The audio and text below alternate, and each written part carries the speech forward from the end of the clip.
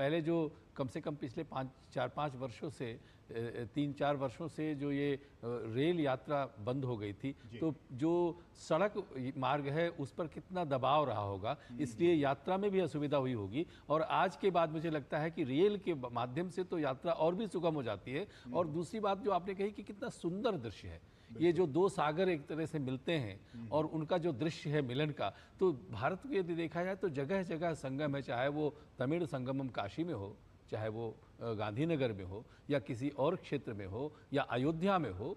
तो ये जो संगम है, ये संगम किसी न किसी रूप में मुझे ऐसा लगता है कि आर्थिक प्रगति की ओर संकेत करता है। जितना भी लोग एक दूसरे से मिलते हैं, जितना भी आवागमन होता है, जो भी आवागमन होता है, तो उसमें कुछ आदान प्रदान होता है। और जी जो आप कह रहे हैं उसी बात को आगे बढ़ाते हुए, आज का दिन रेलवे के लिए और रेलवे के इंजीनियर्स के लिए एक बहुत ही महत्वपूर्ण दिन है। प्रधानमंत्री खुद वहाँ पे मौजूद हैं, उन्होंने उद्घाटन किया। हमारे साथ फॉर्मर चेयरमैन जया जी इस वक्त मौजूद हैं। जया जी, एक बार फिर से आपको और रेलवे को बहुत बहुत बधाई कि इस तरह का इंजीनियरिंग मार्वल आप लोगों ने हमारे सामने पेश किया। और इन दृश्यों के जरिए जो लोग इस वक्त देख पा रहे होंगे, उनके मन में भी एक आशा जगी होगी कि क्यों ना हम भी कुछ दिनों के बाद इस पुल पे जाएं, इस मार्ग पे यात्रा करें, रामेश्वरम जाएं।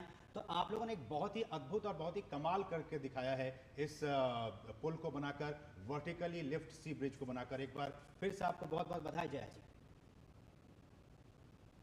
बिल्कुल, यह भारतीय रेल के लिए ये बहुत ही गौरव का क्षण है, क्योंकि ये बहुत ही कठिन परिस्थिति वाली जगह है जहां पर इस ब्रिज को फिर से कंस्ट्रक्ट किया गया है, और इतनी बेहतर टेक्नोलॉजी के साथ कि ये आगे लंबे समय तक चले।